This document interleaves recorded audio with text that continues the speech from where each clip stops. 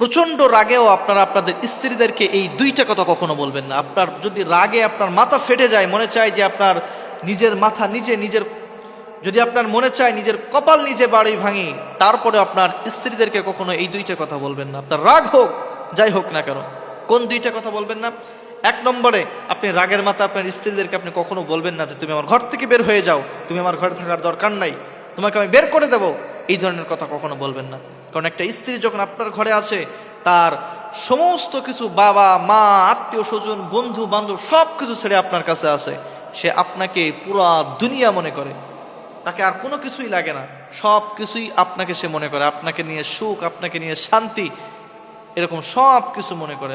এজন্য খবরদার, কখনো রাগের মাথায় আপনার এই স্ত্রীকে আপনি বের করে দিবেন এরকম কথা কখনো বলবেন না। এই কথা যখন বলবেন তখন আপনার স্ত্রীর মনটা ভেঙে চুরে চূর্ণ বিচূর্ণ হয়ে যাবে।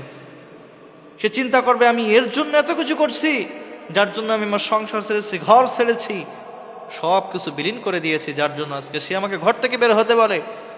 এই কথাটা কখনো আপনার স্ত্রীদেরকে বলবেন না। দুই নম্বরে, আপনার যতই রাগ হোক, আপনি তালাক শব্দটা কখনো মুখে উচ্চারণ করবেন না। আপনার রাগ যতই হোক না কেন, আপনি বলবেন না যে তোকে তালাক দিয়ে দেবো, যাকে তোকে তালাক দিয়ে দিলাম। আমাদের কাছে অহরহ ফোন আসে যে হুজুর রাগের মাথায় তালাক দিয়ে ফেলেছি, এখন কি করব? হুজুর রাগের মাথায় তালাক দিয়েছি, এখন কি করবো? আমার স্ত্রীকে সংসার করতে চাই। ভাই, রাগ হইলে কি আপনাকে তালাক দিতে হবে? খবরদার, আপনারা এই কাজটা কখনো করবেন না।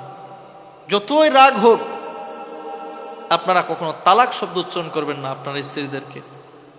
দেখবেন যে রাগের মাথায় মানুষ তালাক দিয়ে ফেলে, বলে আবার সেই স্ত্রী নিয়ে সংসার করে, এরকম অহরহ আছে।